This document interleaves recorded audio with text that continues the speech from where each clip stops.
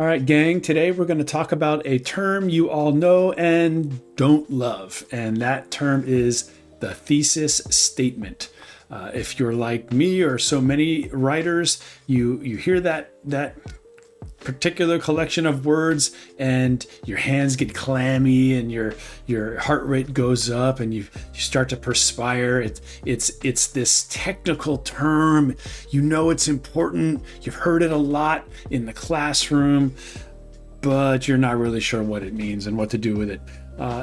Let's dispense with the technical terminology. Thesis statement, what does it mean? Look, a thesis statement is it should have a different name. It's simply answering this question: what is it that you want to prove to me in your piece of writing? What's your essay going to prove? What's it going to argue? What's it going to present with evidence? That's what it is. To break it down in even more simpler terms, if you're sitting, I don't know, across the table from a friend of yours and you're talking about, who's the better basketball player, Michael Jordan or LeBron James, you sit down and engage in that conversation, and you most likely already have a point of view. You already have a perspective. You have a point that you're going to argue. Some of you will say, well, it's Michael Jordan. Some of you are going to say, no, it's LeBron James. And you'll go down that road. That's your thesis statement. That's you have something you want to argue. Now you're going to bring a bunch of evidence to that, but this particular video isn't about the evidence. It's just about having something that even needs evidence. So how does this work? Or okay, here's another one. Maybe you're going to argue whether or not Star Wars is fantasy or science fiction. My students argue about this all the time.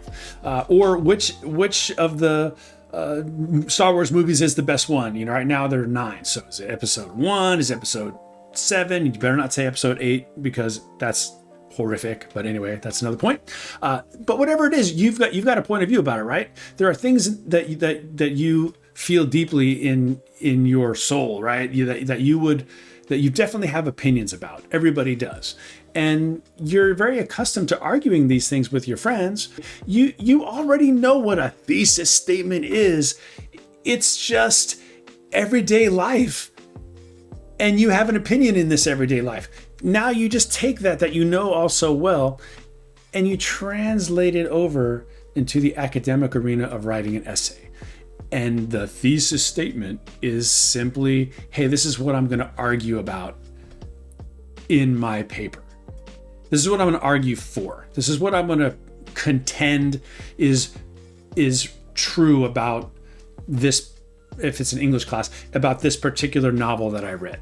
Or this is what I'm going to argue if it's in history class. This is what I'm going to argue were the motives behind this particular leader's invasion of this country. That's your thesis statement. You are making a statement that you will then need to defend and support throughout the rest of the paper.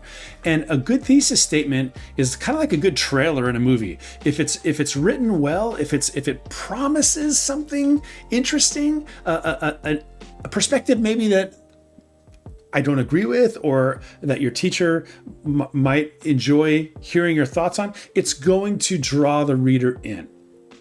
And that's important. The essay should be rewarding for the reader.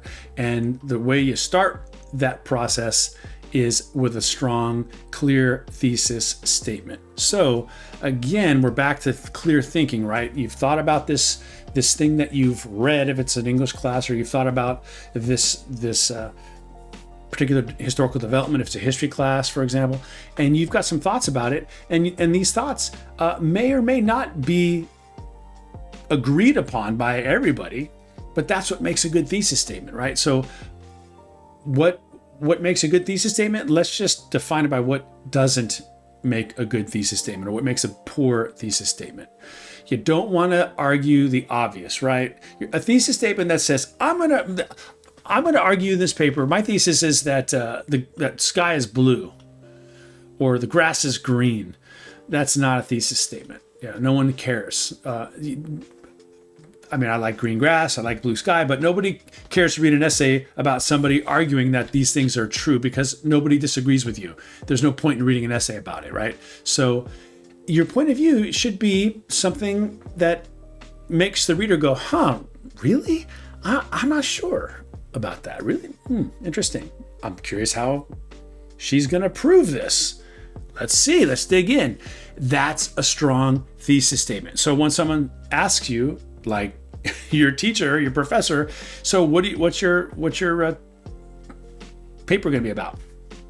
Well, okay, great. It's going to be about, to use prior example, it's going to be about Shakespeare's Hamlet. Okay, great. Well, what about it? What's your thesis statement? My thesis statement is that Hamlet was not insane. That Hamlet was, in fact, very sane, and everything he did was intentional to try to figure out who killed his dad or something like that, right? Okay. That's a strong thesis statement. So make sure that your thesis statement is something that can be argued and something that can be defended. Don't pick a thesis statement that you can't find enough evidence for. I see this a lot, and we'll get into this in a future video about creating a blueprint for your paper, which is really the next step after a thesis statement. But make sure that your thesis statement gives you some traction. Again, you're not going to get very far in a paper writing about the fact that the sky is blue, right? So pick something that you know you can go find some evidence for, and pick something that you think you would have fun arguing. That's also important, that enthusiasm you have. But anyway, make sure your thesis statement is something that can be argued, and kind of dispense with the technical terminology. Just what do you want to prove in the paper? Okay, that's what a thesis statement really is. Okay, so once you have that key ingredient, the thesis statement then operates as the rudder for the rest of the paper. Or maybe a better example would be like the compass. It tells you which way to go. Not just you, which is very important, right? But also your reader. Your reader knows what's coming. And then you know what the next step is. You go, okay, all right, what do I do now? What's the next thing? I got my thesis statement. Okay, lay out the evidence that will prove the thesis statement. And that gets into the area of the blueprint, which is the next step.